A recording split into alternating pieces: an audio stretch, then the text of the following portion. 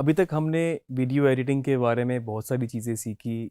हमने कुछ प्रोडक्शन के एस्पेक्ट्स भी देखे, हमने थोड़ा सा प्री प्रोडक्शन भी ज़िक्र किया, हमने प्रोडक्शन की भी बात की, पोस्ट प्रोडक्शन की भी बात की, और हमने साथ-साथ इसमें जिस तरह कलर ग्रेडिंग, साउंड डिज़ाइन वगैरह जैसी चीज़ें भी इनकॉर्पोरेट की, जो टिपिकल एडिटिंग नहीं थी, लेकिन समहाउ किसी तरह उससे रिलेट करती थी।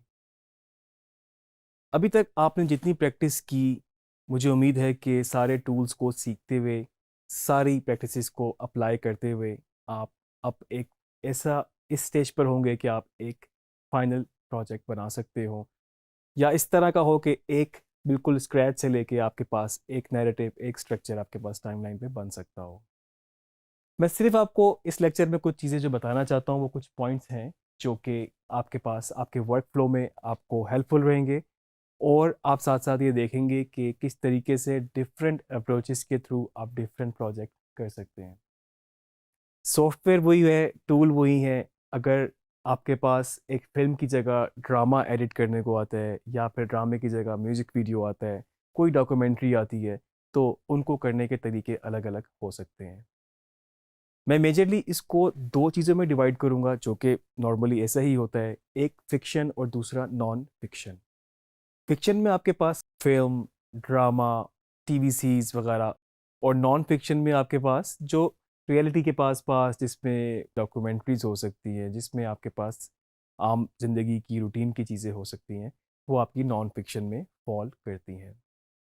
मुझे अभी भी ये लगता है कि बहुत ज़्यादा क्रिएटिव फ्रीडम होता है आपके पास फिक्शन के प्रोजेक्ट्स में, जिसमें आपके पास चीज़ें स्टेज की होती हैं, प्री प्लान्ड होती हैं।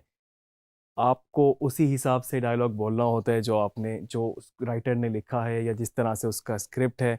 और कंपैरेटिवली नॉन फिक्शन में अगर डॉक्यूमेंट्री है, तो उसमें बहुत सारी चीज़ें होती हैं, आप उसमें उसको स्टेज नहीं कर सकते। मिसाल के तौर पे अगर आप एक वाइल्ड लाइफ पे डॉक्यूमेंट्री बना रहे हैं, और आपने अक्सर नेट जियो पे देखा होगा कि अगर एक शेर है, वो अपने शिकार का वेट कर रहा है, फिर वो जाके उस पे चिपकता है, जाके शिकार करता है, तो आप उसको ये नहीं कह सकते कि अब मेरे से शॉट मिस हो गया है, तो आप उसको दोबारा से वो चीज़ करवा लें, रीएनेक्ट करवा लें या स्टेज करा लें, तो वो आपके पास रियल टाइम में एक चीज़ हो गई है, वो नॉन फिक्शन में है। आपने उसको उसी तरीके से कैप्चर करना है जिस तरह से वो है, और अगर आपसे सही तरीके से प्रोडक्शन में कैप्चर नहीं हो सका, आपने एडिट पे उसको स्मार्टली यूज़ करना है। तो यही मेरा पॉइंट था कि डिफरेंट तरीके हो सकते हैं, फिक्शन के, नॉन फिक्शन के। थोड़ा-सा इसको एक्सप्लोर करते हैं, मैं आपसे चंद प्रोजेक्ट्स शेयर करूँगा, मैं आपको उनकी टाइमलाइन दिखाऊँगा, आपको उनसे बेहतर अंदाज़ा होगा किस तरीके से आप डिफरेंट प्रोजेक्ट्स को शुरू करते हैं, फिर उनको फर्दर कंप्लीट करते हैं। आइए थोड़ा-सा प्रैक्टिकली देखते हैं। तो जैसे कि मैंने आपसे बात की थी कि हमारी एडिटिंग की अप्रोच हमारे वर्क फ्लो के हिसाब से डिफरेंट हो सकती है। इस वक़्त मेरे पास एक टाइमलाइन पड़ी है, जो कि एक फ़िक्शन फ़िल्म की है बेसिकली मेरे पास, जो कि 1 घंटा 2 मिनट इसकी ड्यूरेशन थी। अब आप देख सकते हैं कि इसमें 1 घंटा 2 मिनट की फ़िल्म के लिए मेरे पास बेतहाशा उसका रॉ फुटेज हो सकता है। उसकी बैक एंड पे प्रोडक्शन फ़ेज़ में जब गुज़रे हैं, तो बहुत सारा फुटेज था, जो कि स्टेप बाय स्टेप ऑर्गेनाइज़ होता गया। कई दफ़ा ऐसा भी होता है, प्रोडक्शन आपकी लंबी होती है, तो मेबी आप बीच में से ही स्टार्ट कर दे रहे हैं, जितना आपके पास सीन रिकॉर्ड हो गए हैं, आप उसको एडिट करना शुरू कर देते हैं, और बाकी फ़र्दर आप साथ-साथ जब जैसी-जैसी प्रोडक्शन होती रहती है, आप उसको अपने पास एडिट कर लेते हैं। तो अब ये एक फ़िल्म थी मेरे पास, 1 घंटा इसकी फाइनल आउटपुट निकलनी थी। इसको डिफरेंट फ़ोल्डर्स में सीन बाय सीन कॉपी किया गया। उसके बाद फिर इसके डिफरेंट सीक्वेंस जो आपको यहाँ पे नज़र आ रहे हैं, ओपनिंग मोन्टाज का अलग है, इसी तरह से मेरे पास आप देख रहे हैं कि इसमें कुछ चीज़ें इस तरह से हैं, कुछ पीछे पड़ी हैं, कुछ आगे पड़ी हैं, क्योंकि इसमें बहुत ज़्यादा इस तरह का काम था, जो आप समझ सकते हैं कि बहुत ज़्यादा डिफरेंट सोर्सेज़ से आपको फुटेज गैदर करके एक साथ कंपाइल करनी थी। उसके बाद different scene by scene basically यहाँ पर सीक्वेंस मेरे पास पड़े हुए हैं, और उसके साथ-साथ जो मेन हमारी टाइमलाइन है, वो फाइनल सीक्वेंस के नाम से सेव है। तो इससे आप ये अंदाज़ा लगा सकते हैं कि जो अगर हमने डिफरेंट सीक्वेंस बनाए पहले, तो वो सीन बाय सीन अप्रोच को लेके हम चले, और सीन बाय सीन छोटे-छोटे सीन्स एडिट करने के बाद उनको फाइनली अपने एक फाइनल सीक्वेंस में एक साथ हम रखते गए, और उसका स्ट्रक्चर इस तरह से डेवलप होता गया। सीन्स को एडिट करने के बाद सारे सीन्स को कंपाइल किया गया। उसके बाद उनके कनेक्शंस बीच में देखे कि अगर कहीं पर कोई आपको कनेक्टिव शॉट, कोई आपको बी रोल और चाहिए, या फिर आपको कोई कट अवे के तौर पे शॉट चाहिए तो वो आपने बीच में प्लेस किया, क्योंकि एक सीन का जब आप एंड कर रहे हैं और नेक्स्ट का स्टार्ट कर रहे हैं तो आपसे कोई कंफ्यूजन ये हो सकती है कि मे बी दोनों क्लोजअप शॉट्स पे हो रहे हो, उस वक्त आपको नहीं पता कि नेक्स्ट सीन किस पे जाएगा क्योंकि आपने उसको स्टार्ट करना ही शुरू नहीं किया। तो इस तरह की जो भी चीज़ें थी वो फिर आपने अपने फाइन एडिटिंग में जाके उसको बेहतर करना शुरू की। आपके पास जब ये स्ट्रक्चर बनता गया, आपने इसको फाइन एडिट किया, एक गो में आपने फिर इसको देखा, फिर हम इसकी और चीज़ों की तरफ आए जिसमें हमारे पास साउंड डिज़ाइन था। इसमें कई जगहों पे आपको दोबारा डबिंग करनी पड़ी और ऑब्वियसली वो हमें तभी पता लगा जब हमने इसको एडिट किया, जब हमने इसका एक ड्राफ्ट बनाया, हम रफ स्टेज से निकले तो कुछ जगह पे ऑडियो प्रोडक्शन में ही ख़राब हो गई थी। हमने बाद में उसको एडीआर किया, पहले कोशिश की गई उसको डिफरेंट सॉफ्टवेयर्स में या फिर प्रीमियर के अंदर रहते हुए ही कुछ बेहतर कर सकें। अब वो नहीं हुई तो फिर हमने ऑडिशन में ट्राई किया, अगर वहाँ भी नहीं हो सकी फिर हमने दोबारा से उसको डब किया, एडीआर किया।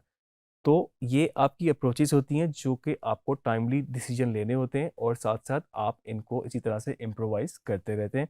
एडिटिंग का कमाल ही यही है कि आप उसको हर स्टेज पे उसको इम्प्रोवाइज कर सकते हैं और आप डिफरेंट चीज़ें उसमें ऐड ऑन कर सकते हैं। साउंड पे इसका काम किया गया, आप देख सकते हैं इस वक्त नीचे लेयर्स हैं सारी, ये इस वक्त साउंड की लेयर्स हैं। और उसके बाद फिर हम इसकी कलर ग्रेडिंग पे गए।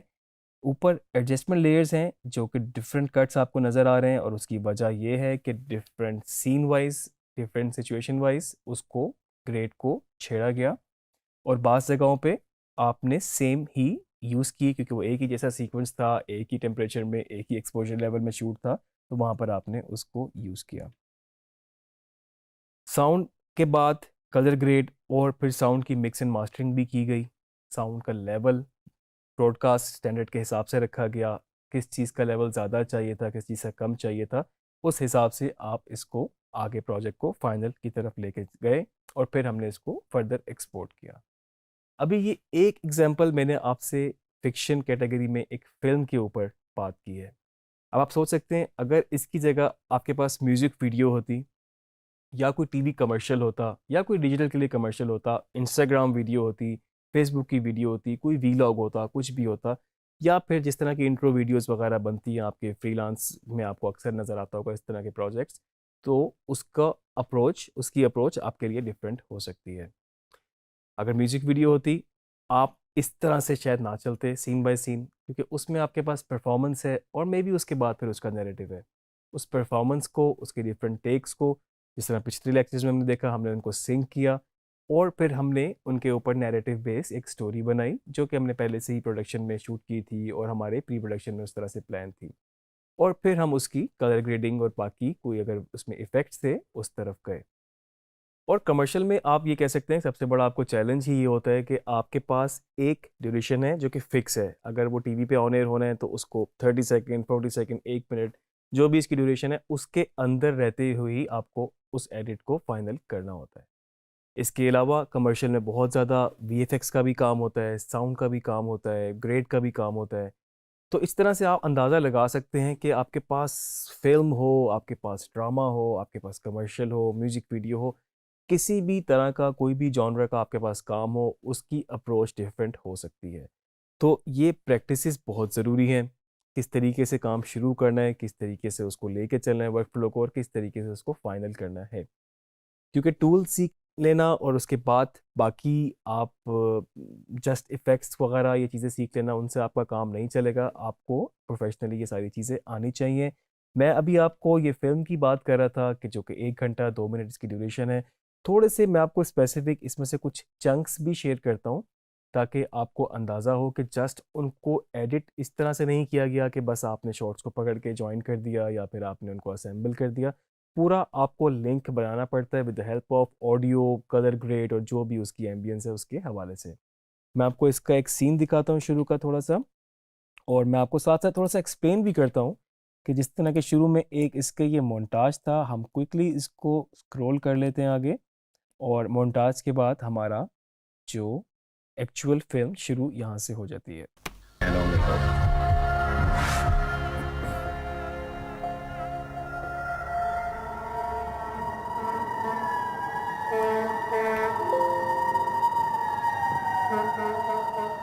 मेरे मुसलमान भाइयों और हमवतनों, आज के इस दौर में हमारा मुकाबला वक्त के फिरौन के साथ है।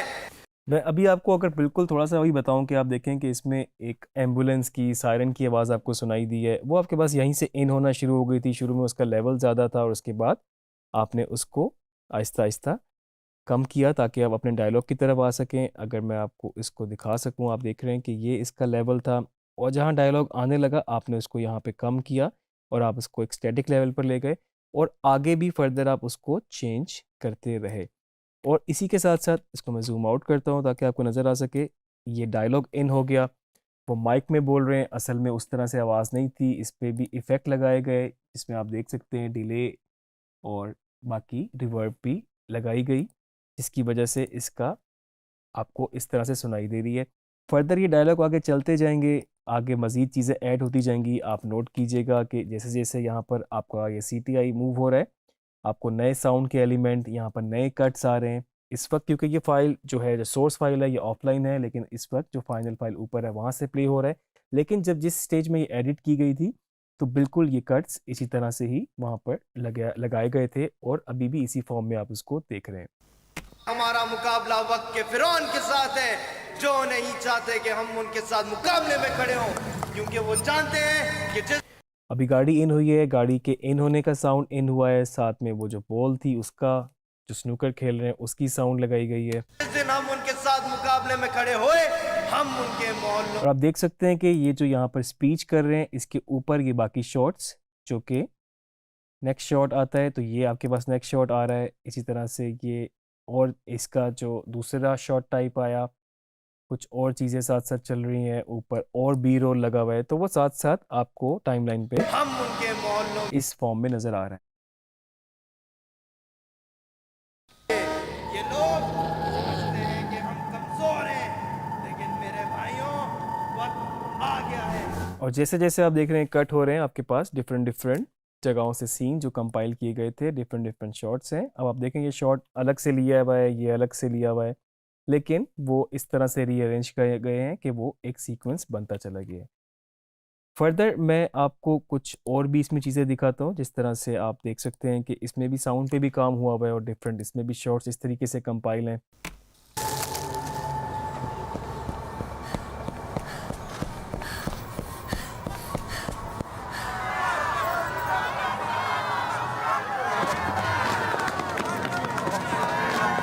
आपको डिफरेंट कट्स भी यहाँ नज़र आ रहे हैं, डिफरेंट साउंड्स जिस तरह से इन हो रही हैं, क्राउड की है, अगर सांस फूलने की आवाज़ है, भागने की आवाज़ है, तो वो सारी आपके पास अलग अलग लेयर्स में चल रही हैं। तो इस तरह से आप अपने सीन्स को एडिट करते हैं और फिर उनको नेक्स्ट सीन के साथ ज्वाइन करते रहते हैं। एक एग्जांपल मुझे लगता है मुझे आपको यहाँ पर ज़रूर देनी चाहिए। जिस तरह के ये एक नाइट का मेरे पास सीन था, ऑब्वियसली इसका ग्रेड भी बिल्कुल चेंज किया गया। तो एक और मैं आपको यहाँ पर ये दिखाता हूँ कि किस तरीके से फिर ये ट्रांजिशन हुई है डे वाले शॉट से उसमें।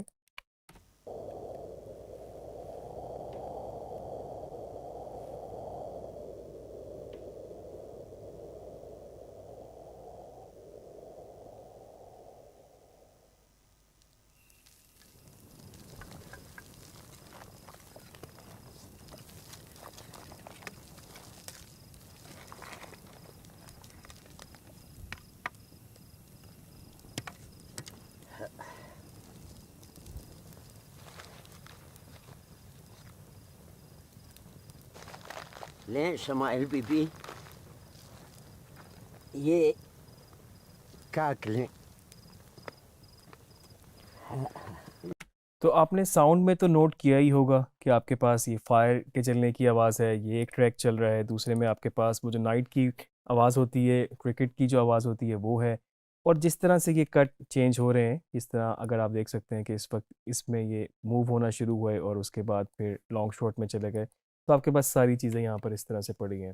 तो आप देख सकते हैं कि यही सीन्स पहले आपके पास डिफरेंट सीक्वेंस में एडिट हुए और उसके बाद फिर यहाँ पर फाइनल टाइमलाइन में कंपाइल हुए और उनको आपस में इस तरह से फिर उनके बीच में ट्रांजिशंस बीच में इस तरह से लिंक किया गया कि आपको पूरी फिल्म एक वन गो में स्मूथ नज़र आए। तो आपके पास फिक्शन में ये मार्जिन होता है कि आप इनको, सीन को, शॉट्स को इस तरीके से रीअरेंज कर सकते हैं कि लिटरली उनका मीनिंग, उनका स्टोरी टेलिंग बिल्कुल बदल सकती है। फिक्शन, नॉन फिक्शन मेरा ख्याल से डिफरेंस भी आपको बड़ी हद तक क्लियर हुआ होगा। ये फ़िक्शन थी, ये स्टेज की हुई चीज़ें हैं, प्रॉपर स्क्रिप्टिंग के साथ इनसे एक्ट कराया गया, प्रॉपर एक्टर्स थे और बार-बार एक चीज़ को कराया गया जब तक वो सही नहीं हो गई या फिर आप उसको मैच कट के हिसाब से शूट ना कर सके।